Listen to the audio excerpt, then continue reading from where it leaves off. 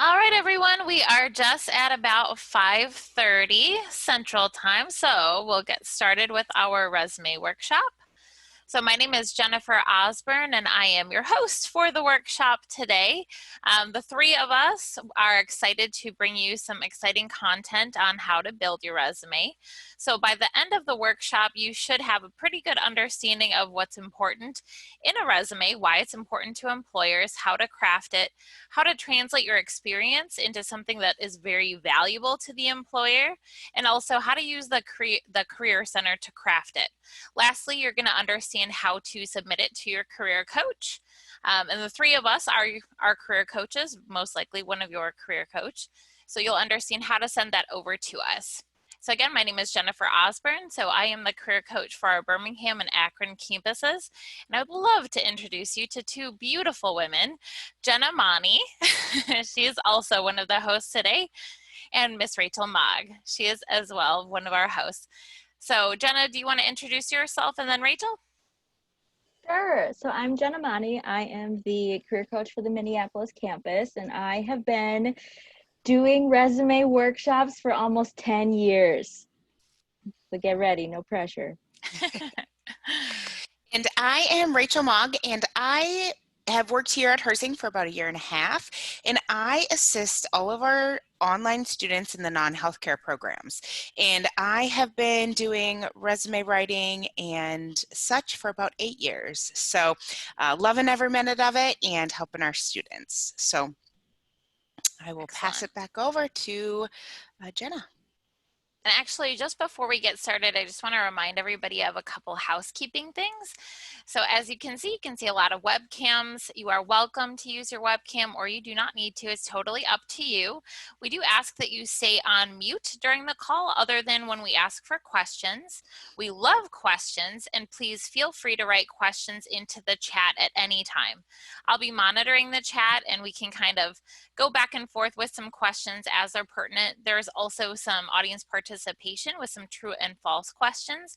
So when you see a true and false, please do go into the chat and write your answer, and we'll discuss that as well.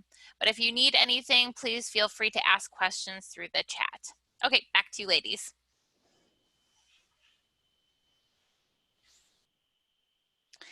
All righty. Well, we are excited to talk about resumes today. So this is Resume 101.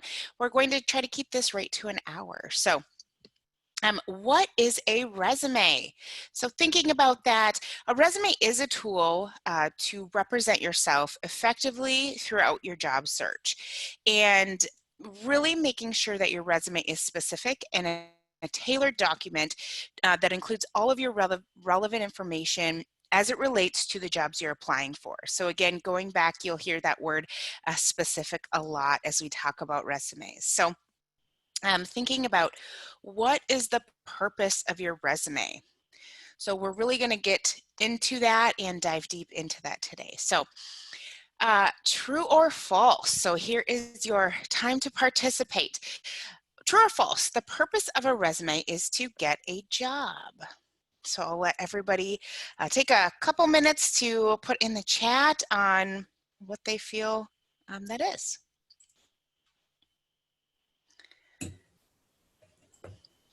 All right, we got some brave souls. We have a lot of true. A lot of true going on. Jeez. No falses. All right. Well, keep them coming. Still All more right. truth. Well, I'm sorry, but it is false. Sorry. Oh, we've got one. Miss Malone said false. Myth busting. So really a resume is to get you an interview, and then that is your opportunity to talk even more about yourself and the great skills you have. So really that resume is to get you that interview, that foot in the door. So again, we'll go back to how you can write your resume to be very specific to the job you're applying for so you can really get that interview. And again, talking about being very descriptive, making sure you're talking about your accomplishments and the great things that you have to offer for the employer, because we want to make sure that they know that you're the best person for the job. So here are some basic resume do's and don'ts. So don't only include, or excuse me, we'll talk about the don'ts next. So do only include relevant, specific, significant, necessary information. So do also tailor your resume to each job you're applying for. Do keep the formatting consistent. So what we mean by this is if you write justify all of your dates, make sure you're right justifying those throughout. If you're bulleting the company that you work for, that you've worked for, make sure you're bulleting all those throughout. So again, formatting, and we'll kind of through the Career Center help you with that to go through to help you, make sure that formatting is there. Maintain a balance of white and text. You don't just want to fill the page with text, knowing that we only have 1 or 2 pages to fill, but we don't want just text in there because then that can be a little hard on the eyes. So we want to make sure there is some white space in there, so making sure you have a good balance. So do put most important information at the top. Do use key or buzzwords to create specific bullet points. And again, we'll go into that a little further. And then use third person. And that we can help you with also. That is really using none of the I, my, we statements within your resume. And then next on to the don'ts. So don't try to differentiate yourself with unconventional formats or tactics such as graphics, colored paper, unless you are applying to an arts related or design field. So what this means is with some of the templates that you maybe see online or on Word, those templates have like boxes and little squares, and they make different formatting your fonts and colors.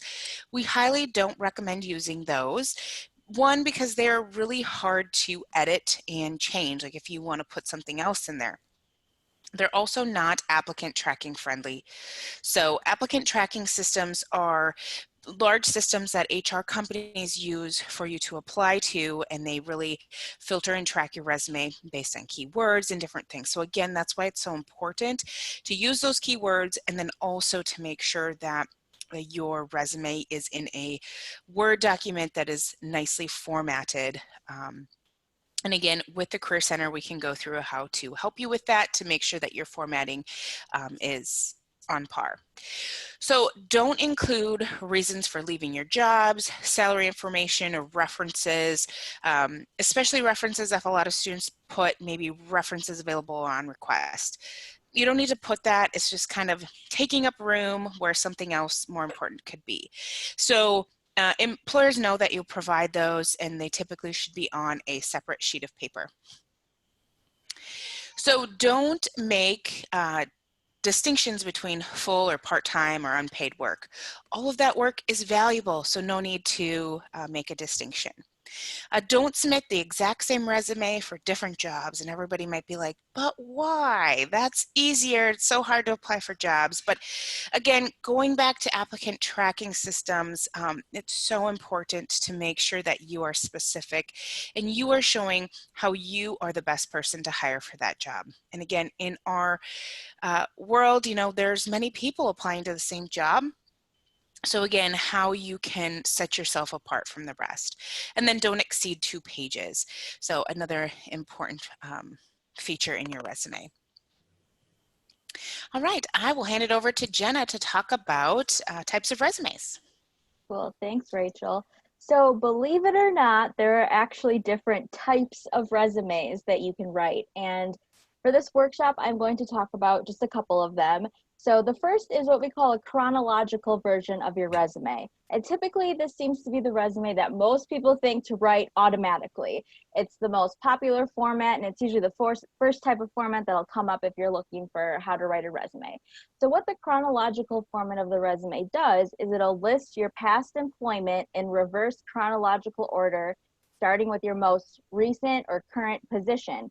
And then under your different employment experiences is where there will be bullet points that highlight the responsibilities and accomplishments of each role.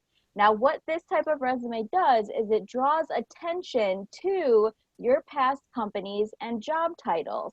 So if you have a lot of related experience to what you're applying for, which can mean jobs or positions you've had. It could also be clinical experiences for any of our nursing students or our dental students, field work and externships for, OTA, PTA, all of that experience, even though it was unpaid experience, counts as relevant experience. So the chronological format is probably suitable for those types of students because it has the related experience that it can point to. So this type of resume is suitable for you if you have experience in the field you're applying for. Next slide, please.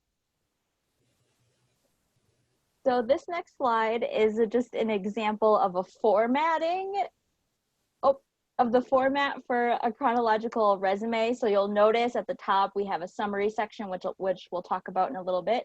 But then we have that big experience section that lists this candidates different experiences at different companies, and then bullet points that explain what they did at each company.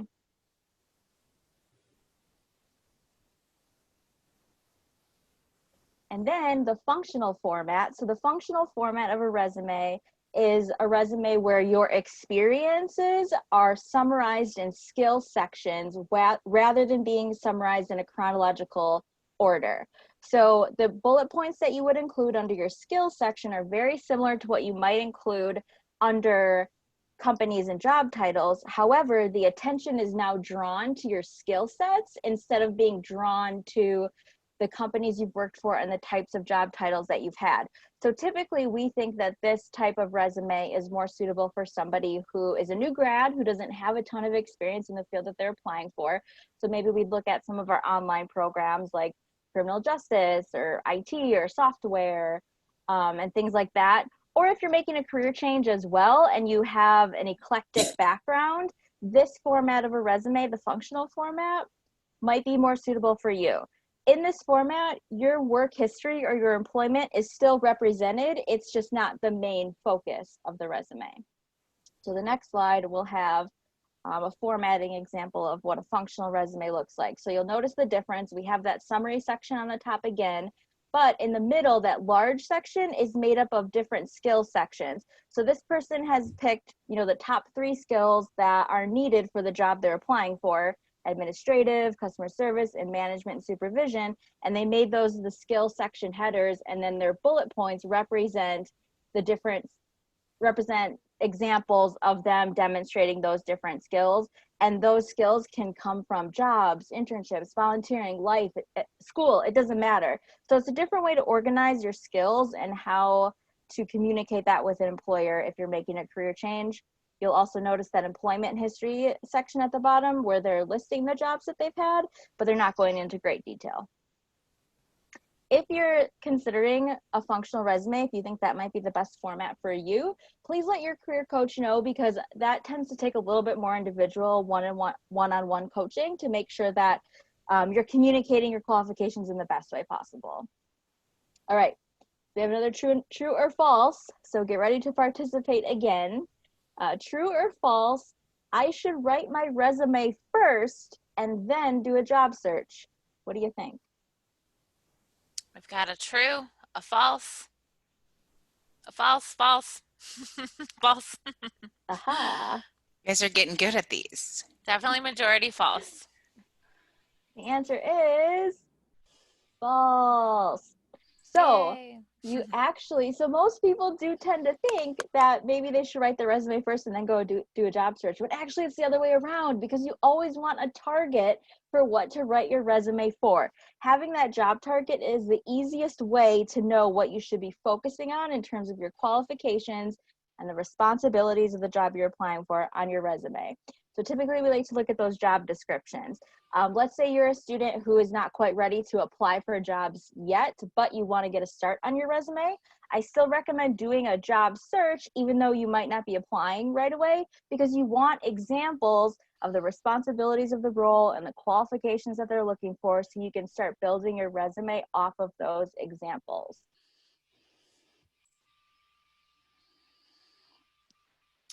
All right. So to go off of that, you may be wondering, so what are these skills that employers are looking for? Well, here is a list, and we're going to talk more about transferable skills and how to bridge that with what the employers are looking for and putting that in your resume. So as you see here, employers are really looking more and more to the softer skills than more of those hard skills. So as you see in this table here, that the ability to work as a team is 78% liked by HR folks. So again, as you see, that ranks higher than maybe technical skills, which would be related to the specific job that you're doing. So it's so important to think about these transferable skills and the things that you have done, like Jenna talked about, in your life, in your internships, your work, any other professional work or non-professional work that you've had.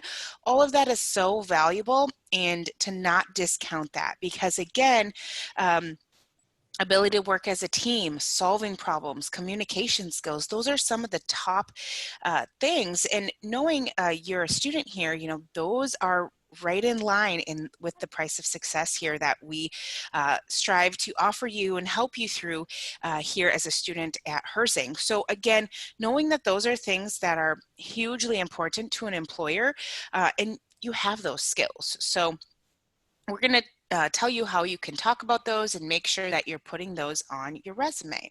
So again, transferable skills are things that you have gained by doing a task that are useful into other or new tasks that you're going to be doing. So I'll use an example, how to bridge maybe working at a restaurant to nursing. And you might be thinking, well, there's nothing related, but really think about it. In a restaurant, if you're a server, you maybe have 5, 6, 8 tables to wait. You're working with a team of other individuals that maybe work at the bar, that work at in the food. So you have to work with all of them to help your customers, right? So you might have customers that are at all different spots in their dining experience, whether they're eating, or that they need their tickets, or that they need their orders. So thinking about that is all multitasking, working as a team. You know, as a nurse, what do you do every day? You multitask. You might have patients all over that you are helping. And you're working as a team. You know, you're going to be working with doctors and other nurses and other specialty folks. So thinking about that and now relating that to any type of skills, whether it's business or IT or criminal justice or nursing or healthcare. So really think about that and really go back to some of those soft skills that you have in things that you have done, like we talked about in your life or in work, that can be transferable and related. So again, we kind of went through this, but make sure you're asking yourself, you know, can I perform this? What have I done? What are the accomplishments? And really, truly, what can I do for this new employer? So we have a little worksheet that can help you kind of formalize what these transferable skills, maybe brainstorm a little bit. So we'll send this out along with a recap today, so you can have this as well. And it's just kind of a checklist that you can go through and either check off, and I usually recommend to students maybe check off the things that you have done in one color or highlight it, and then check off the things that you can do in another. So you can itemize those. And again, just using this as a reference to help you really understand those skills that you have. All righty, I think we did have one question that I wanted to talk about before we got too far. I think somebody had asked, after formatting your resume in Microsoft Word, are there any issues saving the resume to PDF? So no, typically there isn't, especially if you're using the non-formatting, which I always call it the funky formatting that like Word gives, or some of those templates online. So if you're, you know, that's why we don't recommend using those. And typically if you just save your resume to a PDF, there should be no issues there. And with the ATS, they're always changing, and you know, from what we know as professionals and how those systems work, typically a Microsoft Word document and or a PDF are still visible in that, as long as they're not in a template. So hope that answered your question. If it didn't, you know, we can come back to that too. So, There was oh another yes. question that came in about what's ATS. So ATS stands for Applicant Tracking System, which is a computer program that employers can purchase when they're getting a high volume of candidates applying for jobs. So what happens is the ATS will scan your resume before a human looks at it. And what the ATS is scanning for are things like keywords and your qualifications to make sure they want to consider you for the role. And what Rachel's referring to is with some of these formatting things, if you use a template, for example, the ATS system is not foolproof, and the ATS can't decipher embedded code of a template as opposed to your words in the resume. So we would hate for you to not be considered because you used a template and a stupid ATS couldn't interpret it for you. So that's what that is about. Yep. And the Word documents that we have in the Career Center, we know that those are ATS friendly. So we'll direct you to those, you know, in further slides here today. So, all righty. I will pass it back to Jenna. All righty. So we have a true or false. Please participate again. We love it. So true or false, I should include my strongest, most relevant stuff towards the top of my resume. We've got a true and a false. Mm-hmm. Anybody else? True? False? True? True. Got a mixed bag on this one. True. So you want to think of that the top half of your resume is like the prime time space of your resume, like back in the day when they used to print newspapers and those headlines are really important. That's what everybody looked at first, right? So this is your prime time real estate where you want to include the most important qualifications and transferable skills that you have on your resume, because the employer is going to read the top of your resume first. So we will talk about a great section that you can use, the summary or the profile section, as the first section on your resume to highlight those great achievements and qualifications. And this can also mean that the way you list your education and your experience on your resume could vary. So I also like to say, again, refer to the job description and the way that they order their qualifications that they're looking for. So sometimes they might say right away, you know, we want a BSN degree, or we want an associate's degree. And then they'll say the other qualifications they're looking for, certifications, that kind of a thing. Or sometimes they might say that they want you to have 3 to 5 years of experience. And then at the bottom, they say they want you to have a bachelor's degree. So however they order their information in the job description, you want to mimic that. So if they say education is one of the first things, you put that towards the top of the resume. If it's the other way around, you add your experience first. So now we are going to jump into the different sections of your resume. So every section on your resume is important, including your header, which is the very first thing at the top of your resume. It includes your contact information. So you do want to include your name. And I always say include the name that you want to be referred to as. So if your proper name is Danielle, but you like to be referred to as Danny, have your name be Danny on your resume, first and last name. You also want to make your name a little bit bigger than the rest of the font on your resume, because you clearly want your name to stand out and you want the employer to clearly see whose resume they are reading. Then in terms of contact information, you actually only really need your phone number and your email on your resume now. And make sure you use the phone and the email that you want to be checking for, job applications the ones that you want to be checking for employers to get back to you on. And we really encourage you to use a professional email address, which basically means something like your name in some version at, gmail.com or herzing.com, for example. And actually, as a quick side note, your Herzing email will stay active forever as long as you are logging in enough to update your password when it's prompting you to do so. So as long as you're still active in the Herzing email, it will actually stay active forever. So you could use your Herzing email for resumes if you'd like.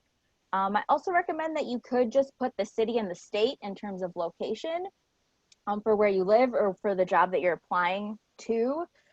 We actually recommend avoiding putting your full address on your resume nowadays, just simply because, number one, employers are never going to mail you anything at this stage in the job application, and also to avoid something we call address prejudice. So address prejudice can mean a few things. It can mean, let's say you live 30 minutes away from the organization you're applying for, and it snows in the state of Minnesota, and the employer says, I don't want her living 30 minutes away. It'll be too hard for her to get here in a snowstorm.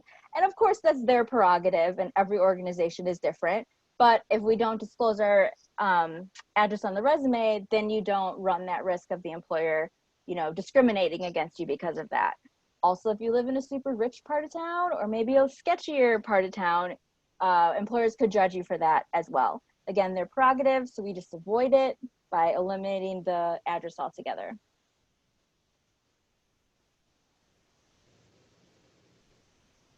Thanks. Then here finally is the summary section that we've been alluding to. So the summary section replaces the outdated objective statement. So in the past, the objective statement was used on the resume, but it was basically just sort of stating the obvious, seeking X position at X organization. And so you don't need it on there. Of course, you're seeking the position, you're applying for the job. So instead, we have replaced the objective with a summary or a profile, which is a much more powerful, beneficial section to have on your resume.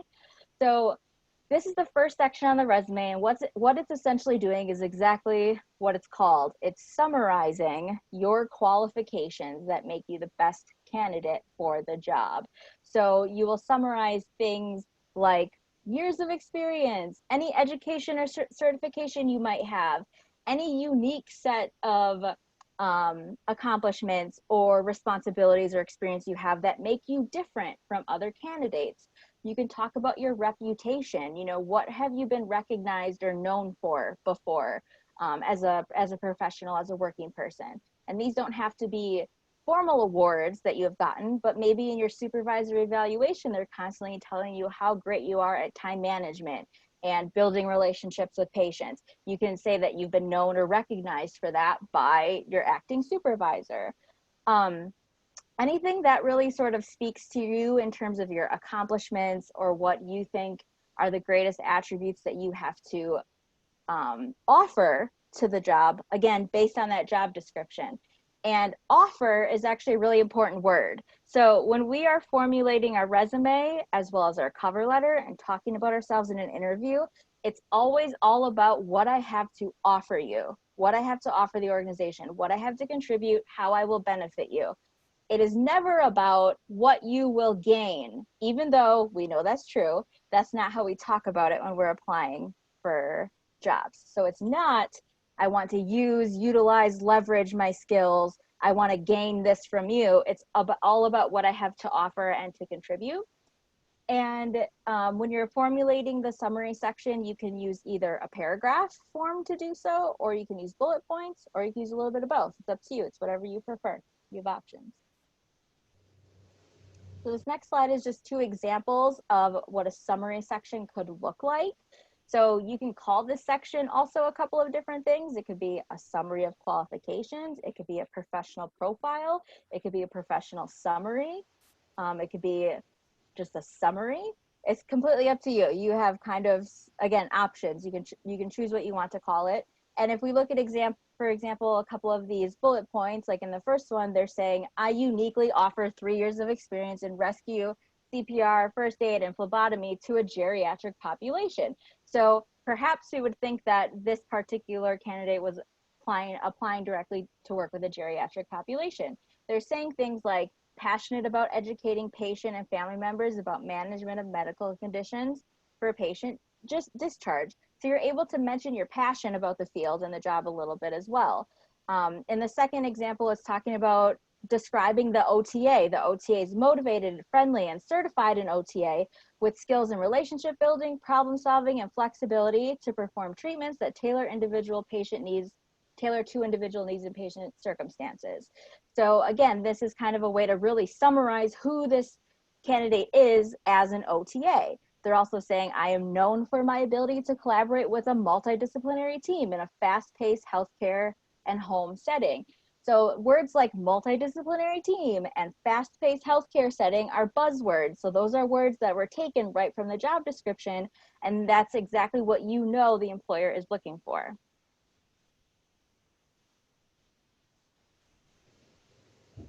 Thanks. And then we have our education section.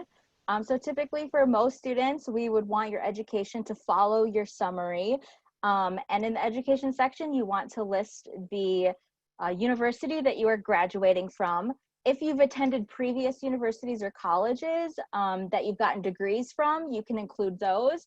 If you haven't gotten a degree from a previous university or college, it's actually completely up to you if you want to put that on your resume. Usually to answer that question, you want to think about it as, does it benefit me to list this education? You know, will that benefit me in the role, or does the employer care about that?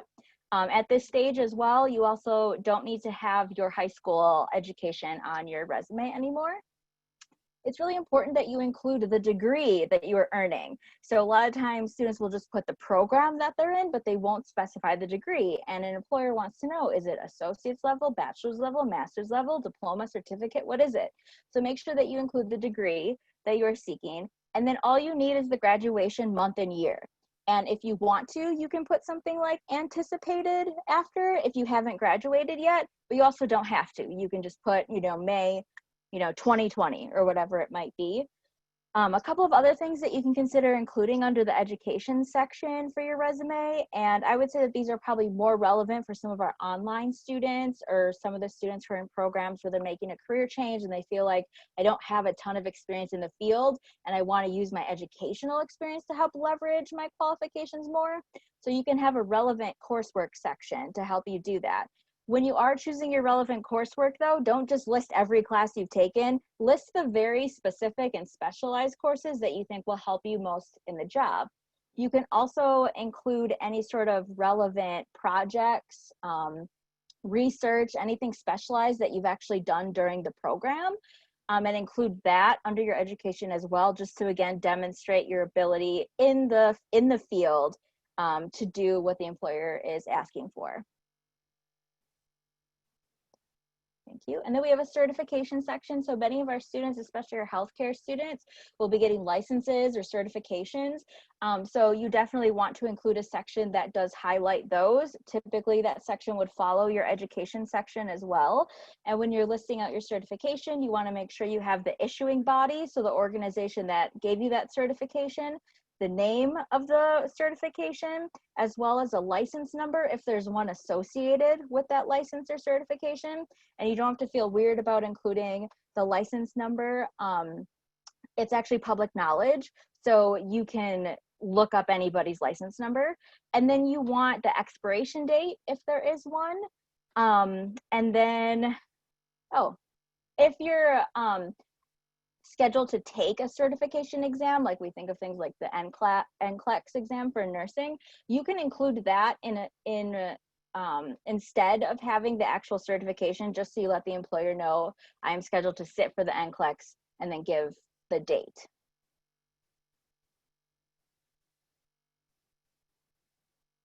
Thanks. All right, everybody's favorite. Another true or false. I should use thorough, vivid details when describing my impact on the organizations I have worked for, but also be as concise as possible on my resume.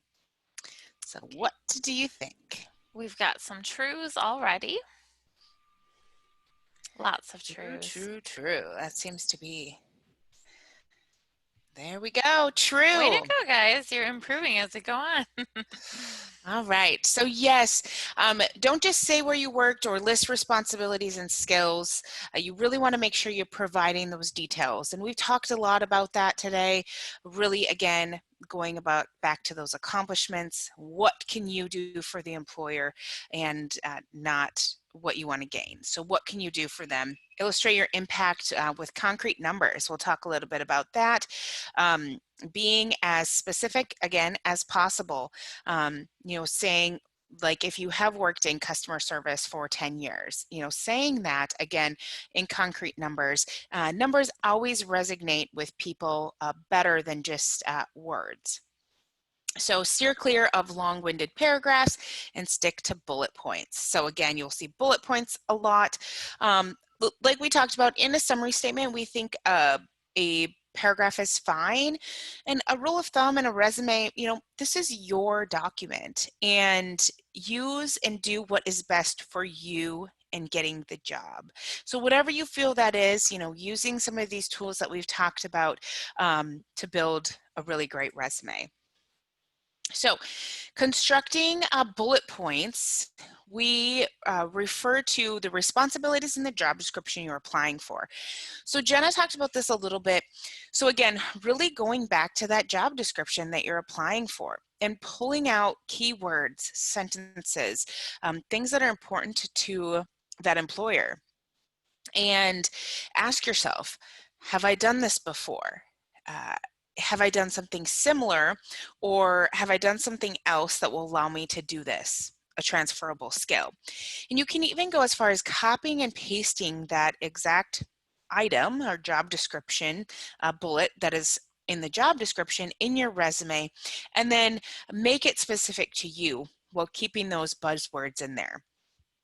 So a great kind of rule of thumb or formula that I like to use is to make a great bullet point. So here, to make a great bullet point, you want to take an action, an object, and an outcome to make a really great bullet point. So an example is trained, which is the action, new colleagues on international stock market overviews and trends, which is the object, to ensure they followed internal protocol, the outcome. So again, we're showing those skills in those words, and we're telling the reader why it's important, why you did that, and what that essentially that outcome was. So explaining that outcome again adds that credibility and gives insight into those skills that you have. So again, talking about numerically measuring and quantifying when you can. So something like led a team of 9 students, or increased following by 25%, or increased customer service in the unit by XYZ. So those are all really important things. Again, those numbers resonate. And then pay attention to tense. So past jobs, past tense, present or current job, present tense. So again, something important to pay attention to. And I will pass this over to Jenna. Okay, thanks. So for your professional experience, I also have kind of slashed it as clinical experience because I want to hammer home that professional experience does not mean paid experience. What professional experience means is it means experience that is related and relevant to the job that you're applying for. So as something like a nursing student, your clinical experience is like professional experience. We would just want to call it clinical experiences because as employers review your resume, they want to see the different clinical rotations that you had as part of the program. So when we are laying out our professional experience section, we do want to make sure that we include the name of the organization that we had the experience at, so either worked for, did an internship, did a clinical field work. And then you want the location associated on the same line as the organization's name. Then on another line, we include the title of your role. So in this case, we're using EMT. And then on the same line as the title is where you want to include the dates in which you were at the in the job, at the professional experience job. And the reason that we want to tie the dates to your title is because sometimes within the same organization, people switch roles or they get promoted. And in this way, on your resume, you're able to indicate when you served in each role at that same organization. And then I don't know why these aren't in bullet points because we want them to be in bullet points. Just testing you to make sure you saw that or not. But then we have our bullet points to follow the experience that you have had. For clinical experience, the way that you laid out looks slightly different, where you would have the clinical site, their location, and the dates that you were there. And then you want to include like the unit that you're on, because if you're in a large hospital, there's several different units. So you want to include the unit, and then you want to include the number of hours that you completed at the site, and then again followed by the bullet points.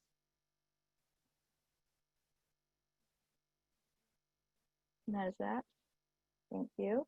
And then we have a work history section. So the way that the work history, sometimes it's called employment history, is different from professional experience. Is work history are jobs that you've had that aren't directly related to now what you're applying for. So like if we use the example again of nursing, so this could be a nursing student these are jobs that they've held in the past. So they've worked at Taco Bell and Nordstrom Rack. And so we do want to list that they've had this work experience to show that, you have dedication to a job. I mean, they were at Taco Bell for a couple of years and they spent some time at Nordstrom Rack, which also just keys me into the fact that they probably have great customer service skills, which is a transferable skill that's needed to work with patients. So you would lay this out where you would have a title like work or employment history. You would have the name of the organization, their location, your title, and the dates in which you were there. But you don't need to go into detail about what you did in those jobs unless there's something that's super transferable that you want to share as it relates to what you're applying for. And then a few other sections to consider including on your resume. It doesn't have to be just clean cut with those basic sections that you think of. You can also get a little bit creative and think of other ways to really communicate your qualifications to an employer. So having an accomplishment section is really important actually for business students, especially MBA students. So employers really want to see what you have accomplished as a professional or even as a student during your time as it relates to the field. And when we think of accomplishments, sometimes I think we think of like something, we had to have done something that changes the world, or it's like this really big deal that we got awarded for, right? But that's not what we mean when we say accomplishments as we're thinking about a resume. So with a resume, what an accomplishment means is that you have consistently met the expectations or exceeded the expectations in your past roles. So for example, if you are, working in business and let's say you're expected to create a marketing campaign in which you increase the following of your clients by 20%, and you increase it by 20% or 21 or 22 or 23 or 25%. That's an accomplishment because you've met that goal that was expected of you in your job. You can also talk about any specific training that you've gotten, outside of Herzing, or, at any point in time you've attended a seminar or a workshop. You can specify what that is. I always say as long as it's related and you think that it'll help communicate your qualifications. Same with computer skills or any type of software skills. Like I know my dental students, employers want them to know EagleSoft. So that might be something that I would take a note of in a software computer skill section. Any type of memberships that you have with organizations you can add. If you can speak another language or two, you can have a section that indicates that. Again, any honors or scholarships or any great awards that you've gotten. Volunteering is actually a big section to include on your resume. Employers love it when they see that you volunteer because it shows that you're active in the community and that you would represent that organization in a giving way. They also just love to see that you're willing to do stuff for free. And any publications that you might have been a part of as well.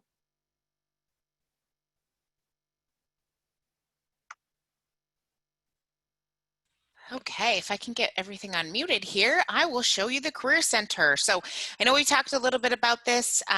You guys, as a student, you have access to this Career Center, and it shows up right here in your dashboard. And as an alumni, you will also have access. And if you haven't been to the Career Center yet, I highly recommend you go there. Such a great amount of information here, all relative to helping you find a job. So first thing I want to note is in the Career Center, you will find your career coach's information and link to schedule an appointment with them. So when you've updated your resume, you can easily schedule an appointment here that works both for you. You can pick a time and it will pop right into their Outlook calendar. So easy with that. So the first thing I want to just really quickly breeze through is the Career Center, the Resume Builder specifically. So under the professional branding, that's where the Resume Builder is. So I went ahead and clicked on that. And then if you scroll down to the builder here in number 3, you'll just load this into a new page and the builder will show up. So then you create a new resume here. You do have to name it. This can just be something, so let's say you're applying to a business analyst job. So I would highlight it that so you know that this resume is for that. And then you choose your format. We talked about those, so I'll just choose a chronological. Now I'm just gonna breeze through this. This is relatively intuitive once you get in here. So again, your information, and again, using all of the tools that we talked about in this presentation, because not necessarily is all that information here listed in the builder, but again, using all the information that we talked about to build each of these sections specifically in your resume. So I'm just going to go quickly through this and just show you what this looks like. So if you save and next each section, you can fill these in again. Your job descriptions, using the bullet points, putting in your job, your education. So each section, and like we talked about those special certifications or volunteering activities. So once you get through each section, you'll save and finalize. And I do want to say, like, if you don't have a section that's needed, you can click these remove buttons so it doesn't show up on there. And then save and finalize. And then it will bring you to the different templates like we talked about that are easy to use, that are applicant tracking, system friendly, and you know, they are easy to edit once you get them into a Word document. So there are, you know, a bunch here to choose from. However, I do have 3 of my favorites that I recommend to my students, which is the first one, the Herzing resume, the Ariana Graduate, and the Michelle Jabama one. So one of those 3 I would recommend are the top 3. So I'll just show you quickly what this looks like once you download it. It will download here into a nice Word document that can be used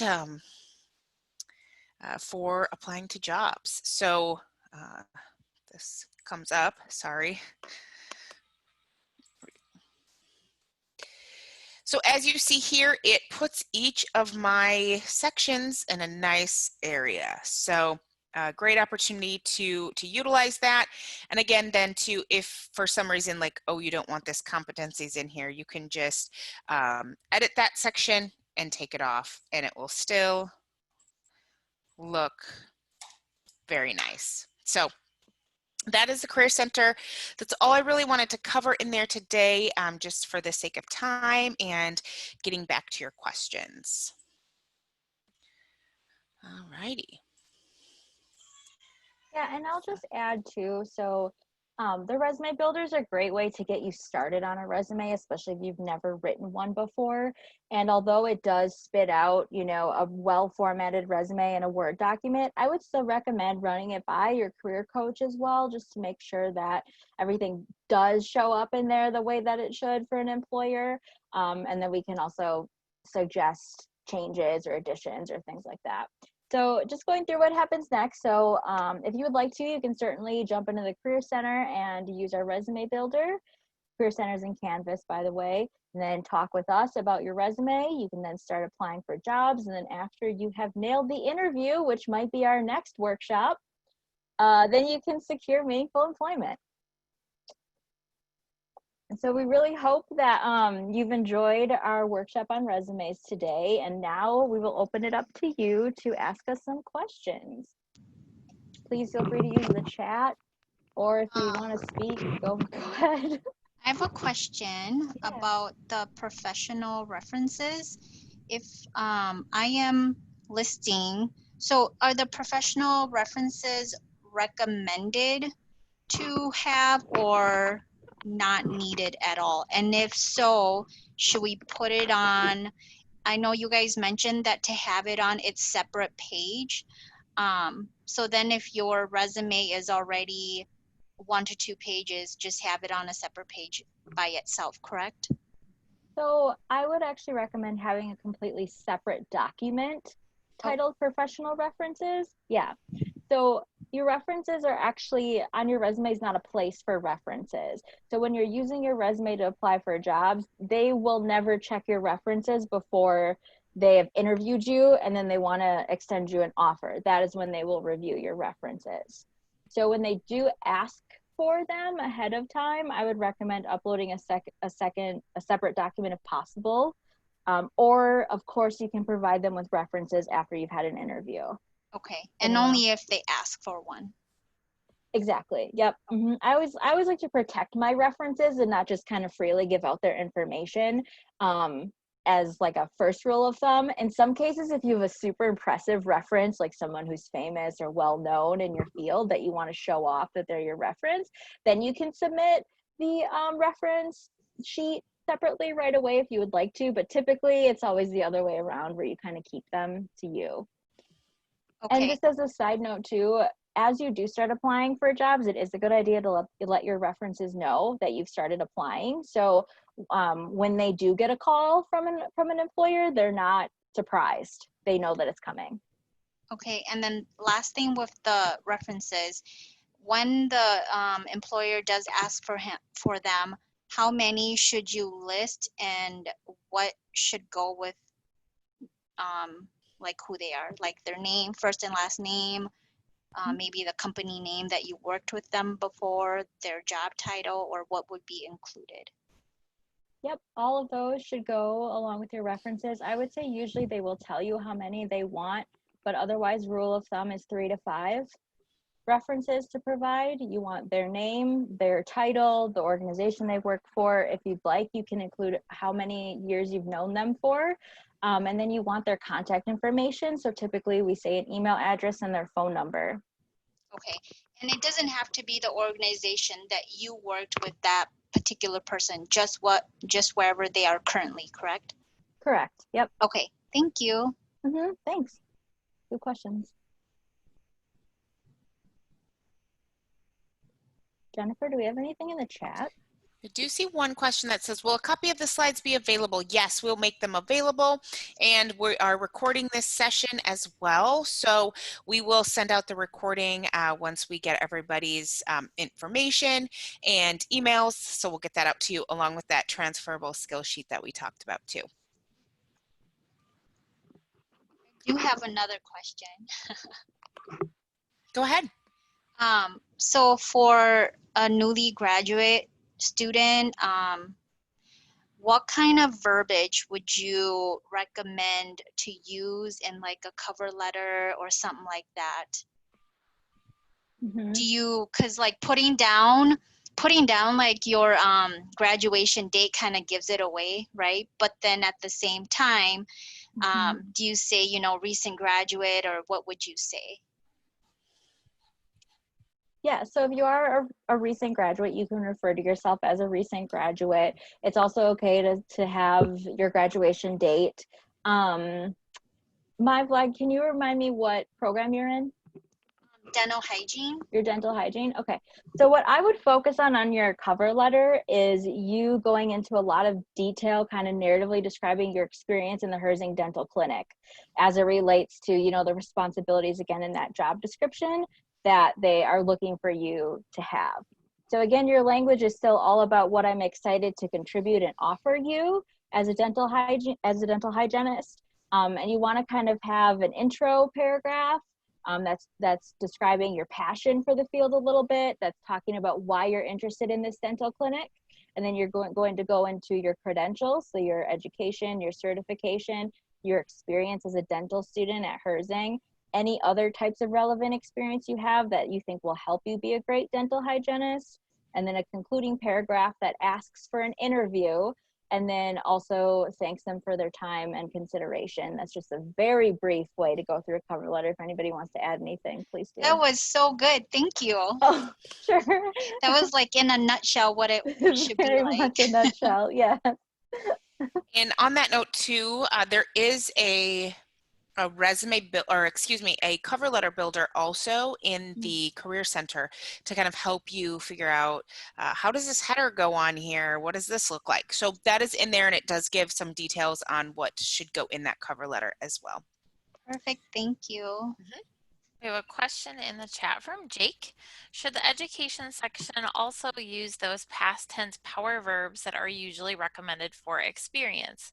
Some suggestions Resume Builder refers to, such as ability to work within a group or proficient in, to start with verbs, in my own words, should instead say implemented in Oracle data warehouse or something.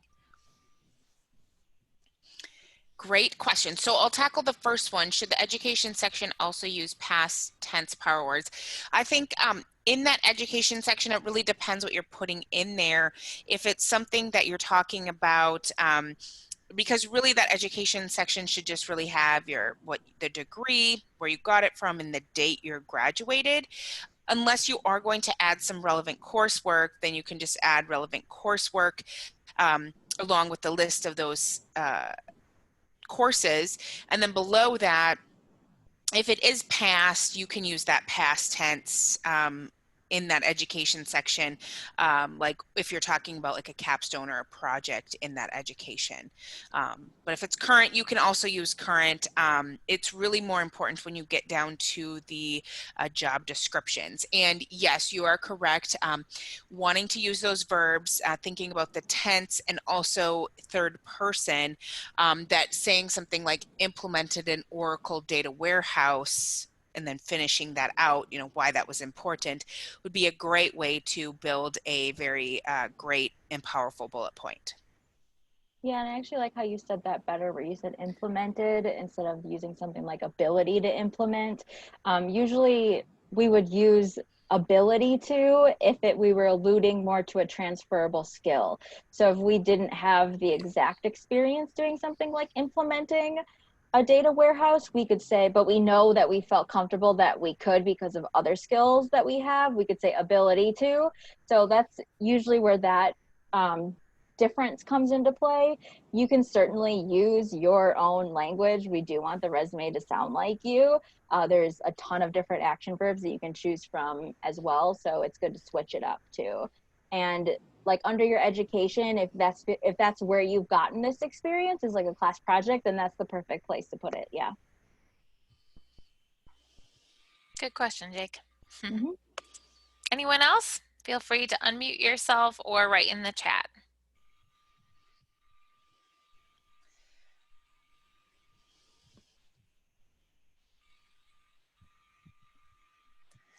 I don't see anything coming in. Again, everybody, you are welcome. We are your career coaches, so please reach out to us. I know sometimes students feel like they're bothering us or they don't want to bug us. No, that's our job. That's what we're here to do. So reach out to us, email, call us, so we can help you. That's what we're here for. Yep.